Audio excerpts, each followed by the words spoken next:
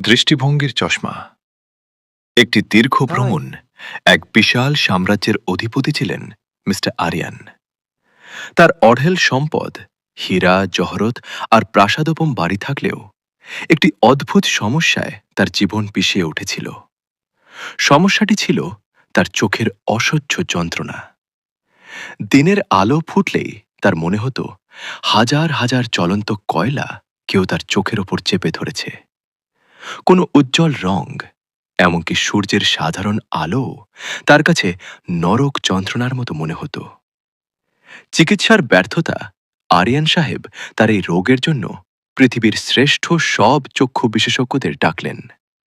London, Paris, new York সব জায়গার ডাক্তাররা এলেন।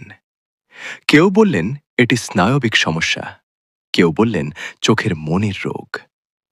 হাজার হাজার দামি ওষুধ, ইঞ্জেকশন আর থেরাপি চলল, কিন্তু ফলাফল শূন্য। উল্টো ব্যথার চোটে তিনি দিনের পর দিন অন্ধকার ঘরে নিজেকে বন্দি করে রাখলেন। তার ব্যবসা বাণিজ্য লাটে উঠল, মানুষের সাথে যোগাযোগ বন্ধ হয়ে গেল। সেই রহস্যময় সন্ন্যাসীর আগমন একদিন। প্রাসাদের দরজায় এক বৃদ্ধ সন্ন্যাসী এলেন। তার শান্ত চেহারা আর উজ্জ্বল চোখ দেখে আরিয়ানের মনে আশার আলো জাগল।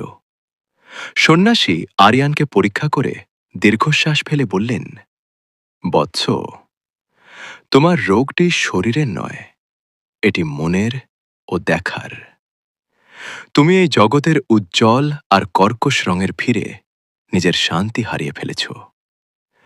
তোমার চোখের এই জ্বালা পোড়া তখনই কমবে যখন তুমি তোমার দৃষ্টির সামনে কেবল সবুজ রং রাখবে। সবুজ হল শান্তির রং, প্রাণের রং। যদি তুমি শুধু সবুজের দিকে তাকাও, তবেই তোমার চোখ আরাম পাবে। এক পাগলাটে মহাযজ্ঞ সন্ন্যাসীর কথা শুনে আরিয়ান সাহেব যেন হাতে আকাশ পেলেন। তিনি ভাবলেন, টাকা তো আমার কম নেই, আমি পুরো জগৎটাকেই সবুজ করে দেব। তিনি কয়েক হাজার শ্রমিক আর চিত্রশিল্পী নিয়োগ করলেন। শুরু হল এক বিশাল কর্মযজ্ঞ। প্রাসাদের প্রতিটি দেয়াল, ছাদ আর মেঝে গাঢ় সবুজ রঙে রাঙানো হল। দামি পারস্য গালিচা সরিয়ে সেখানে সবুজ মখমলের কার্পেট বিছানো হল। বাগানের রঙিন ফুলগুলো উপড়ে ফেলে সেখানে শুধু সবুজ পাতাবাহার গাছ লাগানো হল।